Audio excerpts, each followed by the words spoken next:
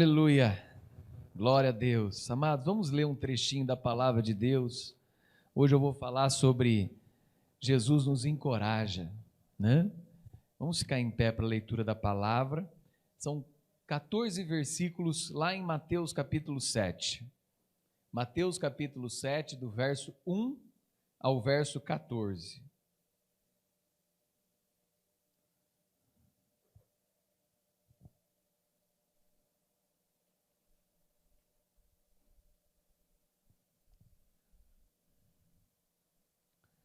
Diz assim a palavra do Senhor. Tema da nossa mensagem: Jesus nos encoraja a orarmos mais. Não julguem, para que vocês não sejam julgados. Pois com o critério que vocês julgarem, vocês serão julgados. E com a medida com que vocês tiverem medido, vocês também serão medidos. Porque você vê o cisco no olho do seu irmão, mas não repara a trave que está no seu próprio. Ou, como você dirá ao seu irmão: deixe que eu tire o cisco do seu olho, quando você tem uma trave no seu próprio. Hipócrita, tire primeiro a trave do seu olho, e então você verá claramente para tirar o cisco do olho do teu irmão. Não deem aos cães o que é santo, nem joguem as suas pérolas diante dos porcos, para que estes não pisem com os pés e aqueles voltando não estraçalhem vocês. Peçam e lhes será dado. Busquem e acharão. Batam e a porta será aberta para vocês. Pois todo o que pede, recebe. O que busca, encontra. E quem bate, a porta será aberta. Ou quem de vocês, se um filho pedir um pão, lhe dará uma pedra? Ou se pedir um peixe, lhe dará uma cobra? Ou, ora, se vocês que são maus, sabem dar boas coisas aos seus filhos, quanto mais o Pai de vocês, que está nos céus, dará coisas boas aos que lhe pedirem. Portanto, tudo o que vocês querem que os outros façam a vocês, façam também vocês a eles, pois esta é a lei e os profetas. Entrem pela porta estreita, porque larga é a porta e espaçoso o caminho que conduz à perdição, e muitos os que entram por ela. Estreita é a porta e apertado o caminho que conduz para a vida, e são poucos os que o encontram. Senhor Deus maravilhoso, essa é a Tua palavra, Pai.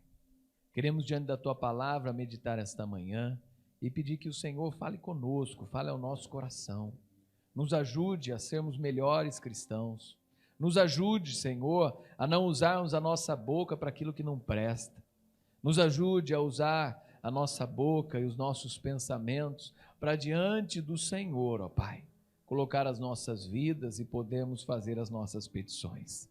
Ajuda-nos também, Senhor, a escolher o caminho santo, o caminho reto e o caminho, Senhor, que nos leva à vida. Abençoe, Pai, o nosso coração nesta manhã com a Tua palavra, em nome de Jesus. Amém. Amém. Pode se assentar. É interessante que aqui ele começa falando de uma medida, né? A medida com que nós julgarmos os outros é essa medida que nos julgarão. Isso é interessante, né? Que, então, fazendo uma análise, se nós não julgarmos, né, os outros, muito dificilmente alguém vai julgar as nossas vidas, né? Senão aquele que é o reto juiz, sobre qual está todo o juízo. E é interessante esse processo que muitas vezes acontece, né? Que a gente pede algumas coisas, quase que pede, né? Eu começo a julgar alguém, a criticar alguém, daqui a pouco vem crítica e eu começo a reclamar. Mas se eu não tivesse julgado ou criticado, talvez a crítica não viria, porque a palavra de Deus está falando isso, e é isso que é interessante. Com o critério com que vocês julgarem, vocês serão julgados. Terríveis são essas palavras. E a palavra de Deus está falando para nós não julgarmos ninguém, né? Que nós não somos juízes dessas pessoas. Então quer dizer que podemos decidir por nós mesmos se Deus será severo ou misericordioso para conosco. É interessante esse processo. E isso está até em algumas parábolas, né? Quando Deus dá alforria, quando Deus dá liberdade, quando Deus quita a dívida, e se aquela pessoa não quitou a dívida também, que com ela alguém tinha, aquela outra dívida volta. Então é um processo interessante para as nossas vidas. Tanto Deus como os seres humanos favorecerão a quem é puro, benevolente. Devem esperar julgamento sem misericórdia, porém aqueles que não demonstram misericórdia vão ter um julgamento maior. Então, aqui fala de uma medida interessante para as nossas vidas. E eu fiquei refletindo e pensando sobre duas coisas nesse trecho. Duas coisas que como nós usamos a nossa boca, né? E como nós não devemos usá-la. Primeiramente, julgando as pessoas, né? Nós, como cristãos, não devemos julgar os outros, mesmo que os outros estejam errados. O julgamento não é nosso. E outra coisa interessante que ele fala é mais para frente daqui a pouco. Daqui a pouco a gente fala mais. Mas a primeira coisa que eu tiro, uma das coisas que é: não use a sua boca para julgar, pois com a mesma medida que você julgar, a mesma medida será julgado. Outra coisa é ficar reparando muito no erro dos outros enquanto o seu erro ainda não está consertado. Tem muita gente assim. Aqui, quando o judeu falava de um cisco, ele estava falando de uma pequena coisa. Quando ele fala de uma trave, ele está falando de uma grande coisa. O cisco é tipo uma farpinha, algum incômodo, né? Mas quando ele falava de uma trave, é alguma coisa que impedia alguma coisa, né? Uma coisa maior. E aqui ele está falando nesse processo. A rigor, por que vocês têm olhos abertos para ver as faltas do seu irmão, enquanto vocês mesmos são culpados de algo muito maior? E muitas vezes tem pessoas olhando as falhas dos outros para tentar encobrir as suas que são maiores, né? E é interessante esse processo. Outra coisa também que nós não devemos usar a nossa boca é para criticar os outros, se nós temos ainda falhas maiores. E mesmo se nós não temos falhas nessa área ou naquela área, mesmo assim o nosso papel não deve ser de crítica, né? Mas muitas vezes de uma boa repreensão, de uma boa exortação com amor, mas não de crítica. Tem pessoas que só abrem a boca para criticar, né? E ele fala assim: ou como você dirá ao seu irmão, ou com que cara você faz isso, meu? Com que cara você faz isso? Como que você consegue? Tem algo muito maior na sua vida e você está olhando um pequeno erro, uma pequena falha na vida de alguém. Será que não está na hora de você consertar a sua vida? Será que não está na hora de você olhar, né, no espelho e consertar o que você deve consertar? E ele fala assim: hipócrita, tire primeiro a trave do seu olho, e então você verá claramente que para tirar o cisco do olho do seu irmão. Preste atenção na sua vida, preste atenção naquilo que você precisa melhorar, porque você não vai responder pelos erros ou pelas falhas dos outros, vai responder pelos seus. Você precisa reparar nos seus, não dos outros. Isso é interessante, né? Outra coisa, não deem aos cães, aqui é outra coisa de usar a boca, né? Primeiro, para não julgar, para não ser medido da mesma maneira. E na outra aqui, para você não oferecer a quem não quer aquilo que você está oferecendo. Isso é uma mania, às vezes, até de brasileiro, né? Gosta de oferecer coisa para os outros que os caras não querem. E aqui está falando do evangelho, de coisas preciosas de Deus. Às vezes a gente fica batendo numa tecla ou falando para alguém coisas que são sagradas, que são santas, que são pessoas, e a pessoa não está dando nem ouvido. Meu, esquece. Fala de outra coisa, né? Vai falar de outra coisa. Cria um relacionamento com essa pessoa de outra maneira. Não, para de falar de coisa santa com ela. Ela não quer. Ela não deseja. E é interessante isso que às vezes a gente tem que aprender isso como cristão, sabe? É melhor a gente criar um relacionamento com uma pessoa em outras áreas da vida, para que essa pessoa tenha, às vezes, prazer de daqui a pouco ouvir uma coisa cristã. E é interessante esse verso. Ele fala, não dê para quem para os cães, né? Ou para os porcos, aquilo que é santo. Aquilo que é santo. Sabe? Você pode falar do evangelho, você pode falar, mas dos mistérios de Deus, da palavra de Deus, das revelações de Deus. Não. Coisa que é santa, não. Sabe? Não dê. Quando eu aprendi esse trecho também, falava assim, não dê o evangelho para aqueles que o desprezam. Cada um vai ter teu tempo de decisão na vida. Vai ter teu tempo de decisão na vida. E tem pessoas que vão escolher por não quererem o evangelho. Isso é claro. Tem pessoas que vão querer por não quererem a Deus.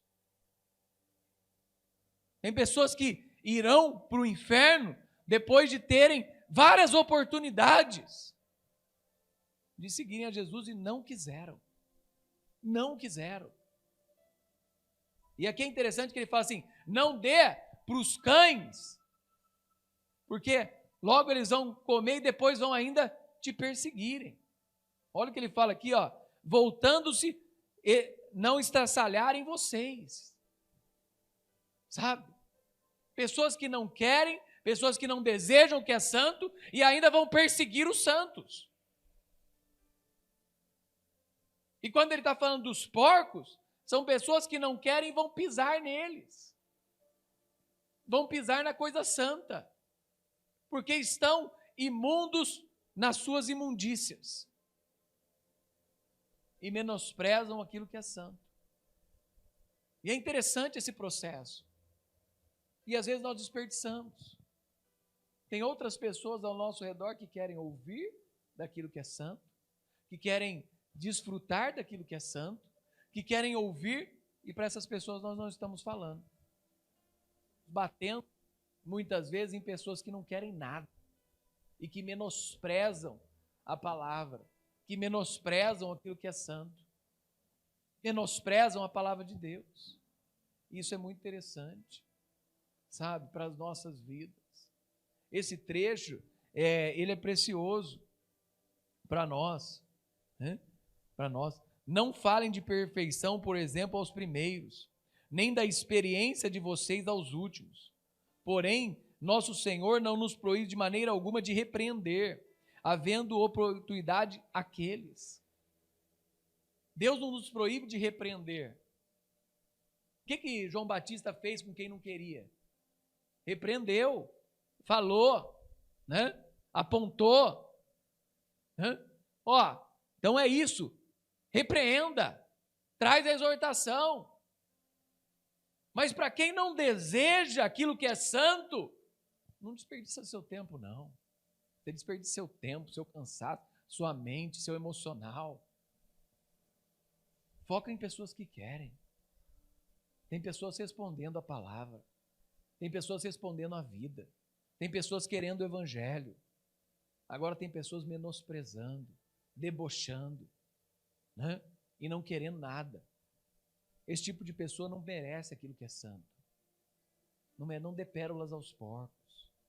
Não dê comida para os cães, que eles logo vão voltar e vão te estralatar. Às vezes vão usar a própria palavra de Deus contra vocês. Nossa, pastor, está falando para nós não pregarmos. Não. Eu estou falando para vocês, muitas vezes, focarem naquilo que precisa ser feito. e pregar o evangelho para quem deseja. Pregar o evangelho para quem... Quando Jesus estava falando assim, ó, prega o evangelho para os pobres, para os necessitados, para os enfermos, ele estava deixando bem claro que algumas pessoas não vão querer. Tem pessoas que não desejam o evangelho. Tem pessoas que o evangelho é uma afronta para elas. E para essas pessoas, a palavra de Deus deixa bem claro que para essas pessoas a gente deve usar a repreensão, a exortação. Mas a pregação do evangelho, os mistérios de Deus, a palavra, aquilo que é santo, deve ser dado a quem deseja. E não a quem não deseja. Não a quem não quer. Não a quem menospreza ele. Sabe? O tempo seu, meu, deve ser dedicado a pessoas que querem o evangelho. A pessoas que desejam aquilo que é santo. Agora, não que nós não devemos ter relacionamento com outros. Mas com os outros, nós não precisamos falar do evangelho. A gente pode viver normalmente, mas sem falar e sem usar a nossa boca. E ter relacionamento com essas pessoas em outras áreas da vida. E se elas desejarem, aí eu falo. Se elas desejarem, aí eu prego. Se elas pedirem, aí sim. Mas senão, não. Senão você pode estar jogando coisas aos cães. Que eles vão estraçalhar e depois partir para cima de vocês. Ou jogando aos porcos, que daqui a pouco eles vão destruir aquilo e pisotear naquilo. Isso é muito interessante, meus amados. Aprender a isso. Não usar a nossa boca para julgar. E também não usar a nossa boca para falar o que é santo para quem menospreza aquilo que é santo. Para não falar o que é santo também para quem não quer aquilo que é santo. Às vezes você já teve algumas oportunidades, falou, e a pessoa menosprezou, a pessoa debochou. Espere a pessoa voltar a perguntar sobre isso.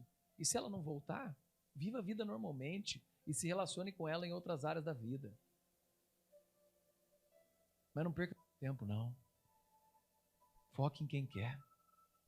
Foque em quem quer o evangelho. Foque em pessoas que estão olhando para você, estão pedindo para você, estão respondendo a mensagem que você compartilha, sabe? É importante isso. E ore. Ore. Jesus nos encoraja a oração. Olha o que fala a esse trecho aí. Peçam, orem por eles e por vocês mesmos. Nisto não haverá perigo algum. Um trecho logo depois disso. Peçam. Não tem perigo nenhum daí em orar. Você pode orar por você pode orar pelos outros, você pode orar por quem tem um coração duro, você pode orar por quem menospreza, você pode orar, não tem perigo. Primeira palavra que fala aqui, ó, peçam e lhes será dado.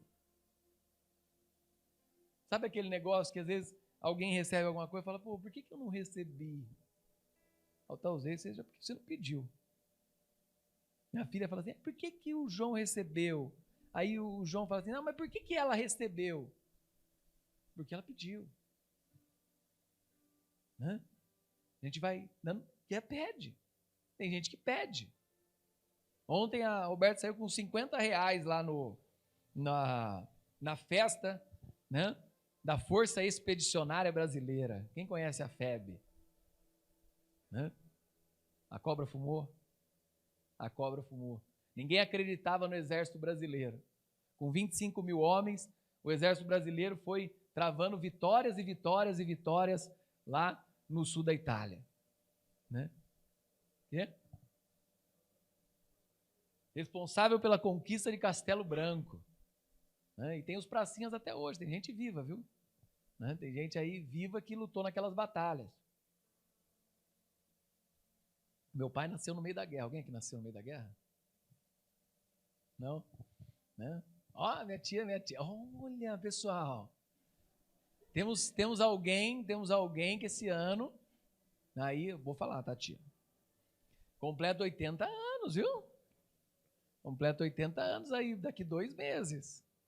Daqui 2 meses completa 80 anos, podemos fazer uma festona, hein? Né? Pode ter 2 festas, uma festa do pessoal da igreja e uma festa da família, hein? Ó, 80 anos da irmã Carmen, né? Entendeu? Ela vai fazer 80 anos no dia que eu faço 15 anos de casado. 15 anos de casado, 80 anos. Nasceu na Segunda Guerra Mundial, durante a Segunda Guerra Mundial.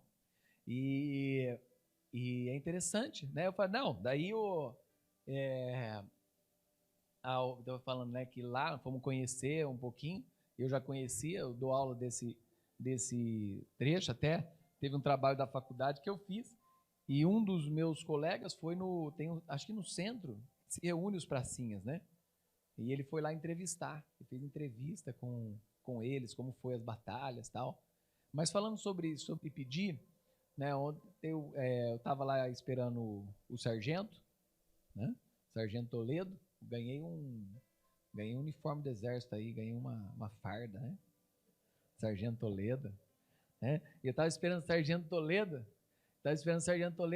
e dei R$50 lá para a Roberta e com as crianças lá gastar. Aí eu vi, o João veio com uma espada de negócio, falei, nossa, mas e aí?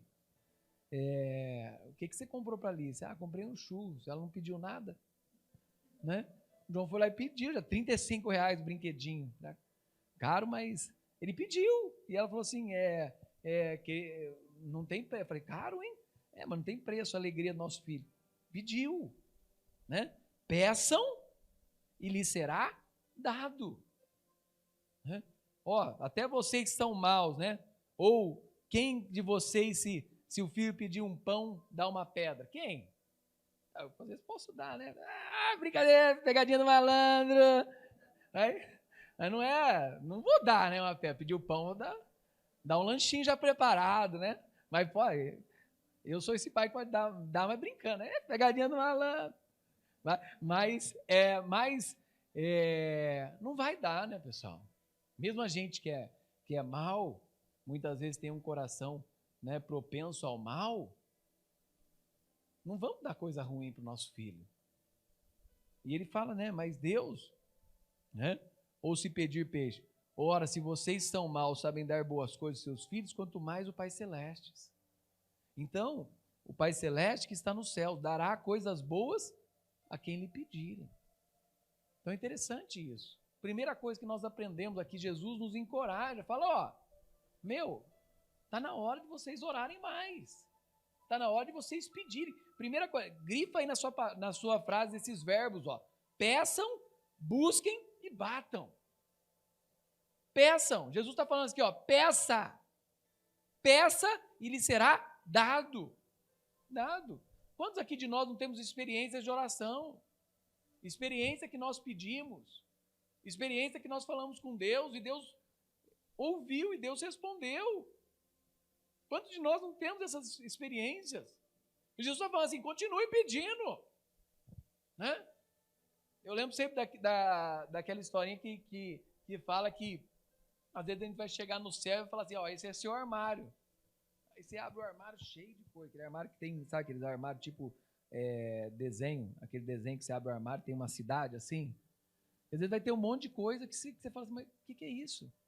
É tudo coisa sua, que era para você pedir, você não pediu. Tudo coisa que Deus tinha para te dar, mas você não pediu. E é assim, né? Você não fica distribuindo coisa para o filho, você fica distribuindo coisa, mesmo você tendo condições, né? O que meu filho pediu agora? Ele falou, pai, ele está indo lá na aula de música, né? Falou, pai, quero uma guitarra. Eu falei, não, daqui 2 anos eu dou, né? Não, vamos esperar você fazer o curso de música primeiro, para você depois escolher o instrumento, né? Mas daqui 2 festividades aí de Natal eu te dou, né? Mas para não ficar desperdiçando, a gente já dá, nem toca, nem quer tocar, vai dar a guitarra no chão, né? O João vai dar a guitarra no chão, vai quebrar a guitarra. Não, espera, né? Mas ele pode, espera um pouquinho, faz, aprende, queira aprender, né? Mas ninguém fica aí desperdiçando. Mas, se o teu filho começar a pedir, você vai dar as coisas, né? Você vai ter um esforço para dar. E assim é Deus, né? Quando nós pedimos, está lá na lista, já vai ficando na lista. no momento certo, na hora certa, no tempo do pai, não é no tempo do filho, né? Tem muita gente hoje vivendo no tempo do filho, tudo que o filho pede você dá, e daí já está menosprezando outras coisas, porque toda hora ganha, né? No tempo do pai, você vai lá e vai dar, no tempo que o pai desejar, né? No tempo que a mãe aí achar que deve. Outra coisa que ele fala aí, busquem e acharão, acrescentem a sua súplica diligentes esforços. É interessante isso, né? Primeiro eu peço, mas ele está falando aqui, busquem. Pô, que interessante esse processo, né, pastor? Na oração eu oro, mas eu busco. Então tem alguns passos às vezes, né? Eu vou pedir por isso, mas eu vou trabalhar para ter o recurso e Deus vai me dar, muitas vezes com o trabalho das minhas mãos, Deus vai me dar com o meu esforço, eu vou me preparar, eu quero esse sonho aqui, mas o que você está fazendo hoje para chegar nesse sonho? O que você está fazendo hoje para chegar no seu planejamento de 10 anos? Tem planejado coisas para 5 anos, para 10 anos? Tem planejado coisas para 15 anos? Mas o que você está fazendo hoje? Eu oro, daqui 10 anos eu quero estar em tal lugar, eu quero estar nessa posição, eu quero ter isso, eu quero ter alcançado isso, eu quero ter chegado a esse lugar. Eu quero ir para a África do Sul, pular de Big Jump. Não? Tem que ser forte esse aí para aguentar o ciênciazinha. Tem que dar 2 voltas aí, mano. Tá com muito músculo, mano. Falei pro Sargento Toledo ontem, falei, o Sargento tá forte, que o braço dele não precisa caber aí, ó. Né? Mas não, sei lá, você tem um sonho. Sei lá, quero ir em algum lugar. Quero ir. Não, isso aí não dá, né? Quero ir ver o Palmeiras perder mais um Mundial. Quero ir lá. Né? Então não dá. Né? Eu ia falar, ver, vai ganhar, não dá, né? Aí, ver o Palmeiras perder mais um, né, Richard? Richard tá dando, tá rachando lá fora. Quero ver perder mais um. Né? Sei lá.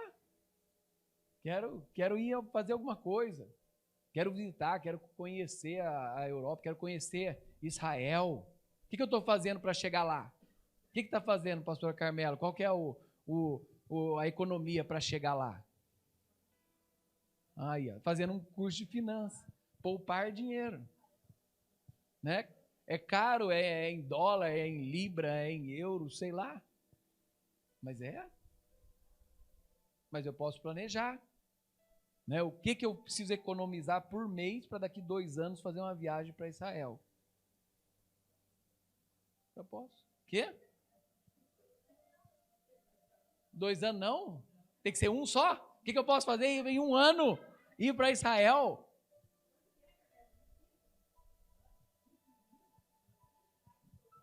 Uma vez um pastor amigo meu queria ir.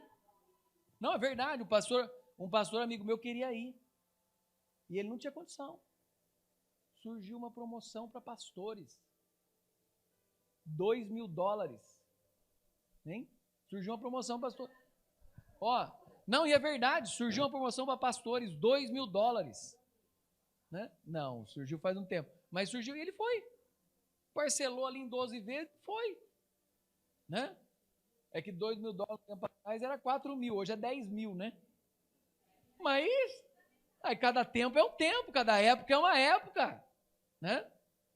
Mas só estou falando assim, mas o que eu estou fazendo? São coisas simples, mas o que eu estou fazendo para chegar lá?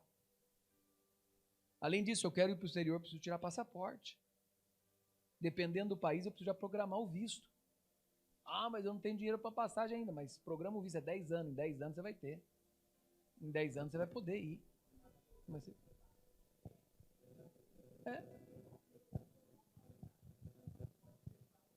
Isso. Prepare e deixa. Tem gente que às vezes a oportunidade chega e não tem passaporte, não tem nada. E se for tirar hoje, é só para fevereiro. Imagina se surge uma viagem para alguém aí esse ano e você não está com o passaporte em dia.